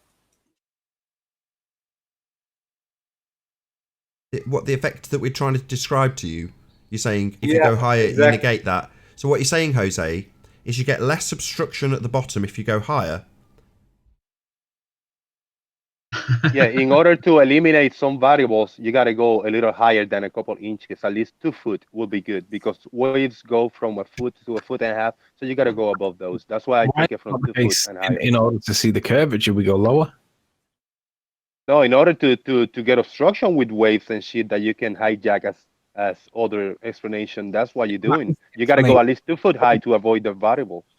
Jose, that's our point. Oh my god. Yeah, pause it there, Ranty. Perfect. That's one of the variables He's that I try to definitely, eliminate. Go Jose, too close to the water. Jose, he's definitely above the water. Otherwise, he wouldn't see the ducks. Yeah, so he's not below the water, or he'd just see water. He's above it, for sure. I'll have to see if I can dig the actual images out because they have the building. That's a huge duck. Yeah, you gotta learn how to eliminate variables. You gotta go at least 2 foot of the water, man. Jose, this Introduction to you. That's a pretty good one. Yeah, that's good. So, obviously, the building in the distance, which is still the same feet and inches value in the mathematical world of bullshit spheres that assume R, that building hasn't changed its feet and inches value, and that's the numbers that you'll work with. Not the angular size, which is absolutely tiny by comparison to the ducts. But according to the globe maths, there's no way on earth this duct's ever going to obscure a massive building. Oh yeah, well that would be because they ignore perspective. Things in the near foreground blocking things in the background. Foreshortening as you lower your camera. But of course, when you raise your camera, oh no, you're just seeing over the curve now. Well no, that would be the effect of perspective again. That's why I messed up a piece of footage that I took really close, sitting the camera on the sand because the waves were blocking everything. That's a variable that we have to eliminate. I gotta go at least a couple of feet of the water. Oh well, we'll can never see mind what's that. going This is from 1 inch, Jose. So from Exactly. 1 inch in the distance. How come we're seeing these buildings in the distance, Jose? Just for anybody who's ever in the chat, arseholes I call them, and they say, you've got no flat earth proof. Yeah, we have. Tons of it. So here's an 18-mile stretch of water and he's 1 inch above it. Now, is there any earth curve obscuring it? No. Is it the same buildings we see at any altitude if you raise up? Yes. Yeah, the Flat. higher you go, you see more to the bottom, right? Well, flat. No, you've got two choices.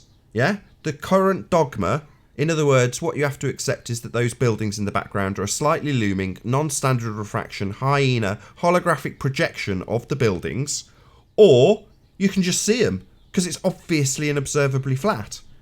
Well, the simplest and most logical explanation for seeing something is seeing it.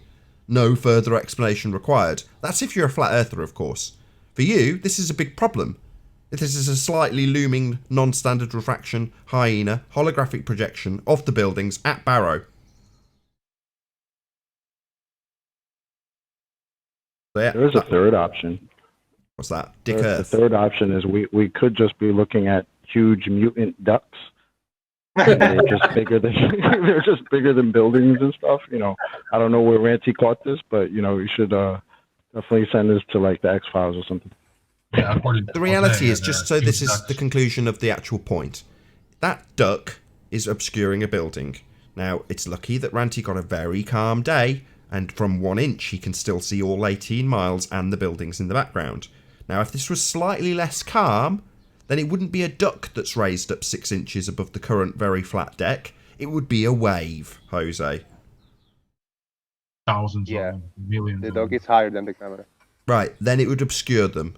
And what would we hear from Johnny Globehead? Earth curve! No. Perspective. Yeah, so if you had 1 inch, if you had 1 foot waves, let's say that this duck or this seagull is 1 foot from head to bottom. 1 foot wave would obscure the buildings. That's why you don't take footage from a couple inches from the water. You get Yeah, but take it a couple foot higher. yeah, but I am taking it from 1 foot above, 1 inch above the water Yes, because it's a very flat, calm day. You see the problem, Jose? Because we're using ducks, Jose, because we're using ducks rather than waves. They're sporadic. They're just a few ducks here and there obscuring things because they're 6 inches higher than the level of his camera. Yeah? But you're saying, well, that's why we go higher. Well, we don't need to go higher, Jose. We do see the buildings. It's only the ducks and not the waves that are obscuring them. Why, you might say? Well, because we can just see them. There they are. Obviously and observably flat. Not a slightly looming, non-standard refraction, hyena, holographic projection of buildings. Just buildings. We see them. There they are. Only because it's flat as a pancake for 18 miles from 1 inch above the ground. Can you put the other footage when you're like 14 foot above the water so we can see more to the bottom of those buildings the higher you go? More to the bottom. Can you not see that these are compressed? No, I can't see that. No. So you can't see the compression is right where my cursor is right now. You can see it's like an inferior mirage compression. Can you not see It's too far. It's too It's too far, too small. I cannot see any compression whatsoever. Well, you know that I've done this the compression calculator against a higher observation from these buildings, and when you compress them, they look exactly like this. You can see the roof line going to a peak on that middle building, right in the centre of frame, and you can see the side wall. It's the building. What more do you want?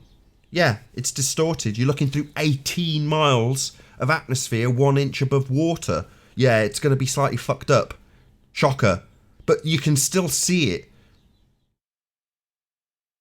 It's not an atmosphere. That's excellent. Where do we get these observations from? Because I have tried to get these observations, I never get them. What, with the tidal bore in the way? Of the people. Don't give me that crap, Jose. You've gone to an inlet that condenses the water into a really tight funnel, causes a tidal bore, and you're asking why you don't get this footage. Oh, shock horror. Maybe go somewhere where it's not really tight and funnels the water through a tight gap.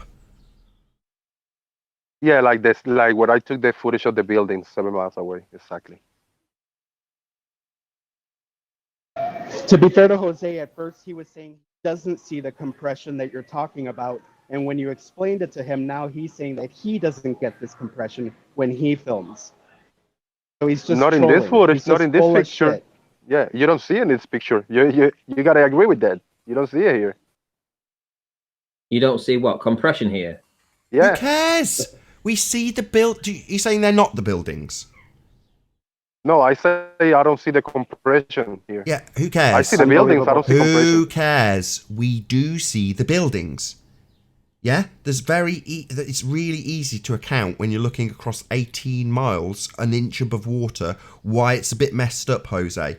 Yeah? That's not a difficult push to get people to say, yeah, that makes sense. You're looking across water. Yeah? It's 18 miles of atmosphere, an inch above water. Yeah, it's obviously not going to be crystal clear like you stood next to it. But they're still definitely there, aren't they? What about it? I'll get Rumpus on the mat for this. We'll get it next year. That's Jose's internal struggle. Hey, Zinder. Second favourite whipping boy. How are you doing? Very well, how are you? I'll dig out a couple more images, actually. This is quite fun revisiting these stuff. Do you want me to leave you on, Ranty? Yeah, you can do. Let me just, Yeah, I'll leave you on. Just anybody apply for the angle of attacks in there? No. There was one guy who asked me if I would give him the money if he could disprove it, and I'm like, no, sorry, that's not the challenge.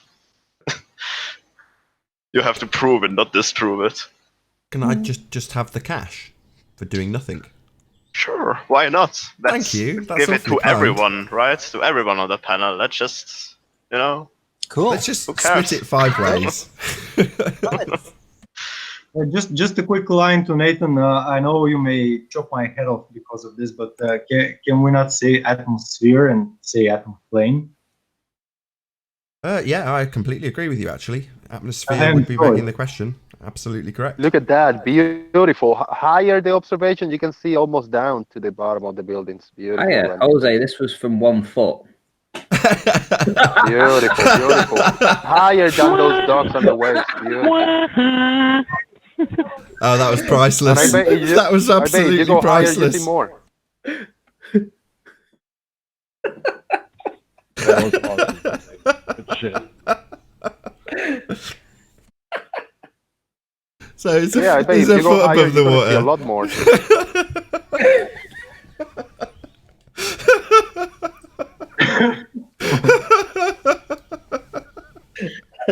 Yeah, it's a good job he got higher. Put a brick under the camera. Higher than inches, yeah. You say higher than inches? Yes, so I'm right. You can laugh all you want, it's higher. You do realise you shouldn't see any of this, don't you? You do 18 realise. No, I don't. miles, I don't right. realize, but I realize that the higher you go, you see more in the bottom. Jose, I think this is where you should say it's a language barrier. You didn't mean that. That would be a better troll argument. Thanks. I'm I just meant You one- gotta know. I You gotta meant know which 100 bullshit to use when, right? Flat Earth flattener. Yeah, I didn't mean 1 foot. I meant 1,000 foot. You met a giant foot. That's gold. Like feet in America and in England are different. So American feet are like giant feet, and English feet are like normal. So yeah, there you have it. You mean physical feet, right? As in the thing at the end of your legs, not the measurement structure. Yeah. No, the measurement. You know, He meant he meant a bigger foot, right? So American foot measurements are longer than English ones. Yeah. If you say so. Oh yeah, do you remember this image, Nate? Oh yeah. What do you think? What you're seeing here, Jose? I was waiting for the height observation so you can see more to the bottom, but go ahead. I see some nice optical effects taking place. Well, what's happening? All right, say it. Sorry. That's perspective right there. Perspective. Wow. Why would you ignore that in the globe maths? I wonder, when it's such an obvious. Oh, effect. I don't. You can see all the way from the top to the head, from the bottom of the feet. Yeah, the way you should see in all the observations. I can't see his left Not foot. missing from Hold the on, feet up. I've got an issue with what you just said. I can't see his left foot. Why can't I see it? Maybe because I can see it. grass. Zoom in. Because something is in front of it. Really, Zinder, you're my favourite globe head. You've just replaced Oh my God. Jose. So something's obstructing it. Wow, it's amazing. This revelation of perspective and obstruction. Yeah, like water obstructs. Yeah, like waves. That was in your ace. I love you. Me too. Look at these giant children in the foreground. Giant What is children. going on here? What is going on here? What are you guys doing? We're destroying it. Not destroying me. No, I'm loving this. This is, yeah. People see this. It's okay. Go ahead. This is just so Jose knows. This picture that's on my screen now is also the same exact view of Barrow, just wider angle with a boat in between on that curve that doesn't exist. The boat was like 2 miles away. Yeah, I see it. Yeah, still got Barrow in the background, just as visible as ever. Oh, there it is. Sitting in the horizon, yeah. Yeah, there it is. Look at that. With a massive boat potentially obscuring these buildings here.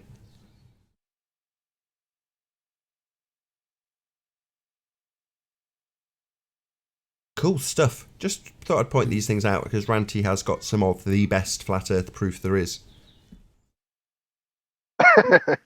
They come on here and they try to explain gravity and they stumble upon perspective. Oh my god. Oh my god. Guys, can you see this? Maybe a little small. Got some wizards. Hmm? Some wizards. Yep. Yep, go. You're on screen. Go ahead. Read it out. Okay. It's just, you gotta look at it. It's a teacher wizard. That's pointing out the problem with gravity is that it's widely misunderstood. So yeah, the kid is asking, so what is it then? Well, there's several approaches to the theory, but in all honesty, we don't actually know. So how do you know it's actually there? Because it has to be. Or the Earth can't be a ball, right? Get out!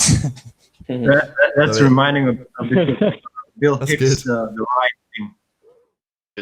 Did you draw it, Arvin? Yep. Oh, nice job. Wow. Right now. Just Beautiful. Hey Jose, have you ever seen compression? Have you ever captured compression? I might have caught in my first videos one on boat. It wasn't that much, but a tiny bit, yeah. Yeah, I'll just share my screen because I've got the image. I actually have the image. Oh, that's me. Yeah, that's me. Yeah. Yeah. There we go. Yeah, that was one of the first videos. Yeah. Got it. Oh, this is Jose's, is it? Oh, lovely. That's nice. This is Jose's. This is the original boat when you see it nice and close, and this is the image that Jose captured. The bottom one.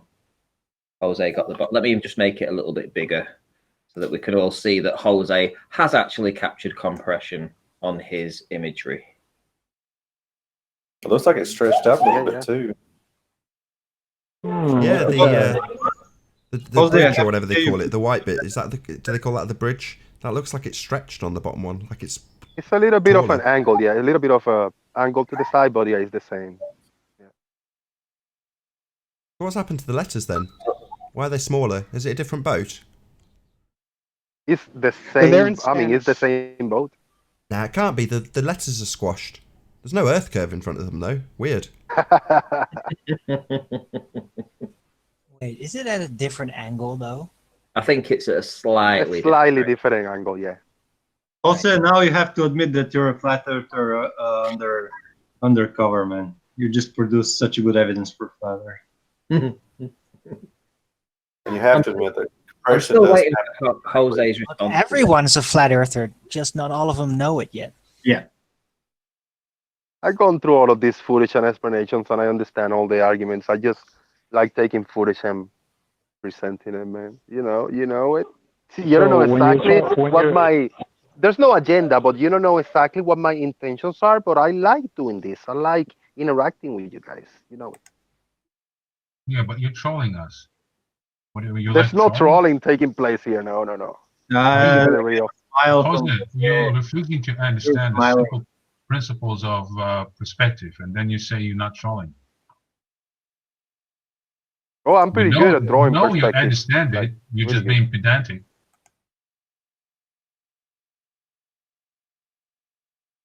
Why not just So, admit the fact? Jose, when your baller friends say things like compression doesn't exist, or that's something that flat earthers made up, right? You do correct them on that point, right? I do, and I bring them. Captured it myself. I do. Okay, I bring good. them almost all the time. I got a screenshot of the Stena line and the red Pure Philosophy buildings. I say, yes, compression exists. I do show them. Yeah. Okay, cool. Glad to hear it. Because it's the two best examples of compression that I've seen. Rented. Oh, sorry, go on. What do you think about the inferior mirage, Jose? Do you think that hides stuff, or do you think it's actually where the curvature starts? It does. In half and 50% of all the footage existing on the internet, there's inferior mirage that has been hijacked as curvature. I understand, and I tell them that too. And they understand that in part. They don't want to take it all, but I understand that half of the footage, of 100% of the footage, half of them, it's inferior mirage going on and the haziness and all the bullshit going. But then I show them the clear footage also, which doesn't show any mirage or mirroring. You can see my screen, Jose. Yeah. The two comparison buildings. One with an inferior mirage, one without. And we're talking about how. Of course, yeah. The one in the right has some mirroring going on big time. Some mirroring, yeah. Just you mean inferior mirage, not mirroring. Yeah, inferior mirage mirroring, kind of in the same boat. You can also see how the atmosphere is distorting the image too, on the right, especially just pure distortion. Yeah, wavy. You know, everything's all wavy. Nice and sharp, clear image here.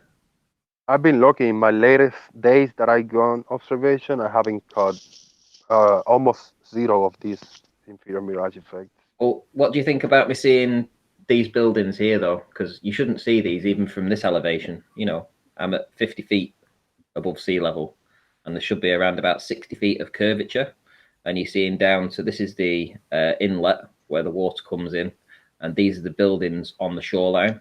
So how come I'm seeing that when there should be 60 foot hidden? I don't know. That's where the mathematician guys come into play. Yeah.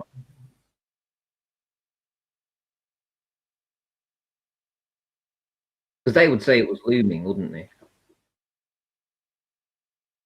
I'm not sure. Maybe, yeah. They'll say the bendy of the light or some bullshit, other magic excuse. It's magic both sides, bro. And yet you see on the posts that the buildings are in exactly the same position. So the building in relation to this post in the foreground, which is only 4 miles away, the buildings that are over 18 miles away, you know, nothing's changed. So on a unclear day, when you get the inferior mirage, this building hasn't been loomed or anything like that. And neither on a clear day has it. So that's saying that there's no actual effects of looming going on in either. Yet we're seeing these buildings down here, which we shouldn't see. Were you Were you actually closer on the second on the picture left, or did you zoom closer? Or No, did you no. I was about 35 feet closer. Oh, okay. I was on the same stretch of wall, same position on the railings, but there's different sets of steps. So I'd just parked up at the next set of steps up on this particular day. So I was about 35 feet closer. All right, and a little bit more to the right, right? Obviously, yeah. Well, yeah, almost This the same. is nice. Yeah. I still congratulate you, Ranty, because you're one of the few persons that go out all the time to take footage. I'll try to do, but I don't have a car, so I got to count on my wife to take me out, whenever we get a chance. But if I had a car, bro, I'll be out every single day. Believe me. I went filming. Let me see if I can bring up this Lancaster stuff. There's no flat Earth stuff in here. It's just really fascinating. I went to this Lancaster park, and they had this building that they erected, and it just makes no sense why they would why they even built this building. I mean, look at it. They're supposed to have built this building in 1907. And it doesn't serve a purpose for anything. Nothing. And I'll show you some of the the architecture on it and stuff. I mean, who would do this, and why would they do this? Ranty, why don't you unblock me from your channel so I can go on trolling your chat a little bit every once in a while, and I subscribe to you again? Come on. I didn't even know you were blocked. So somebody blocked me. Yeah, the last time I went, but I don't know. I went and somebody blocked me, so I cannot type. I had to unsubscribe. I haven't watched any of your videos for a month because I'm not allowed to interact in chat. You've not missed anything, mate. The weather here has been crap. We've had mist and fog for like 3 weeks solid.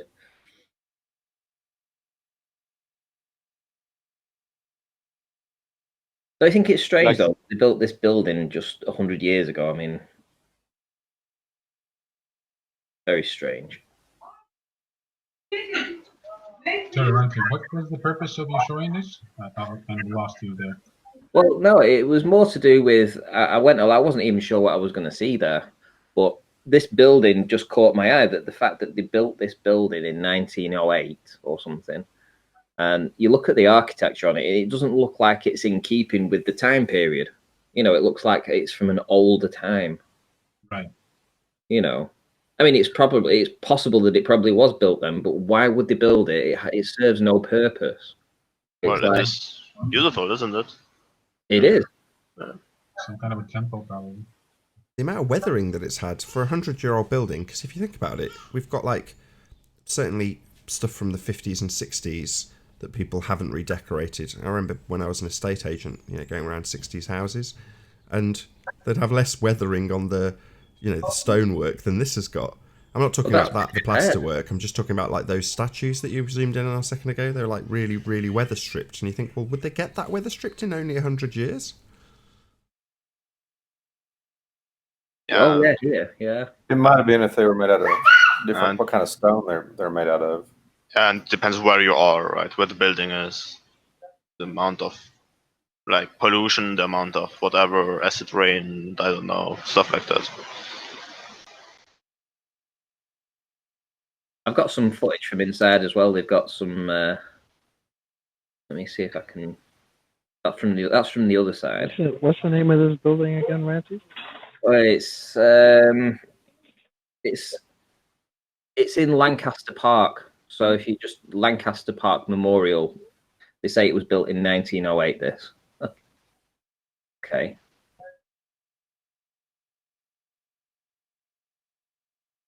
You got all this. Doesn't necessarily mean it's built in 1908.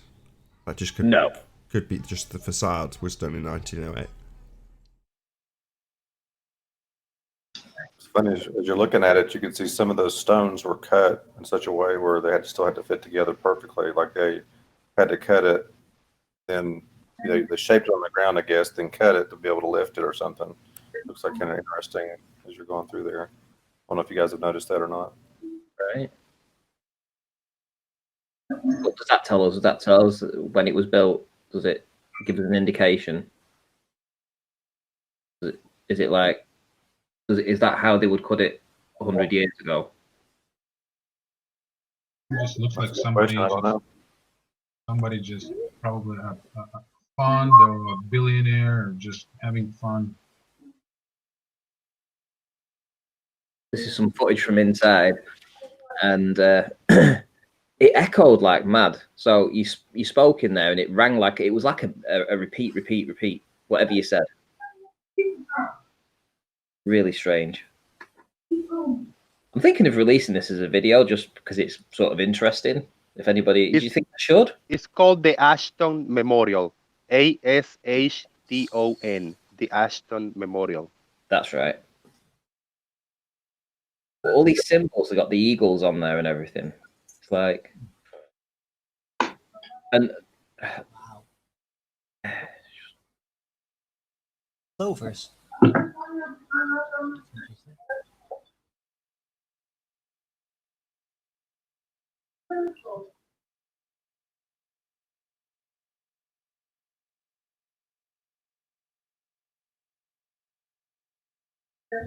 Yeah, it's amazing craftsmanship.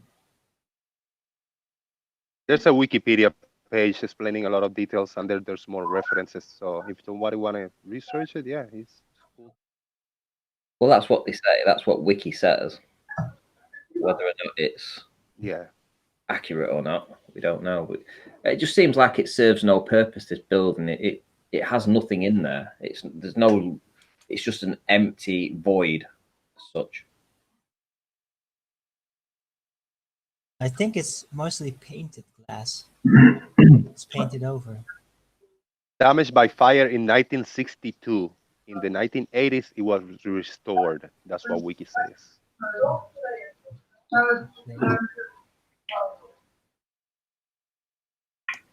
What else do we have? This is Guys, can you click the link that I've just posted in the group chat? It will open up a website. This is going to freak you out, guys. Watch this. Watch this. Right? I mean, literally, you could identify these people, right? You're looking at them and you could go, yeah, I could identify these from this, or get some kind of still shot, and you'd be able to put it online and somebody'd know who it was. And then just watch in a minute when I zoom back, just see how far away they actually were. This is going to trip you out.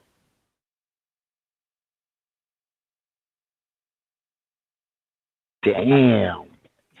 That's crazy. That's crazy. That's insane. That's the P1000? Yeah. That's the Put a couple of P1000s on a blimp. That's Stop peeping Tomming people. I mean, they would never know that you were looking at them. Yeah, a couple of reviews I've seen for the P1000 are like, I don't see the point in this camera. Is it just for peeping toms? Guys, something interesting. Can you click the link in the group chat? It will open up a website for a monument in Bulgaria, and when you click the link, you can scroll down to where it says 1977. So it should be a bit down. So it says 1977, the tower and stars. And on the right side, the right paragraph, you can read the middle part. It says the party once claimed that. Is somebody doing it? Is somebody actually going to present it? How can I present it? If you hover over to the left of the screen, it should open up a little box. So the green button says screen share. So click that. It's Bauhaus or not? And then whatever you're watching, once you've clicked screen share, is what we'll see. There we go. Thank you very much. I'm out of here. I'll come back in a later time. Thanks, Jose. Good to have you as always. Thank you. Next time I might come a little more mellow. I might come in on fire. Who knows? With Jose, we're gonna show up. Thank you. Bye, Jose. Just real quick before you present, I think Flat Earth is actually just a gigantic ad for Nikon with their P900 and P1000. So more people would buy it. I think it is. Oh, yeah. At the end, they will come out and say, "Yeah, we fooled you all. It was just an ad, guys." And then everybody will buy a P900. Just my theory. Okay. Do you want to get this point in, Deanne? Hold on, just... Chocolate. Hold on. So, do you want to get this point in, Deanne? I've got you presented, and then I'll round out the after show. Yeah. So this is the monument. It's 1,441 meters high in the mountain.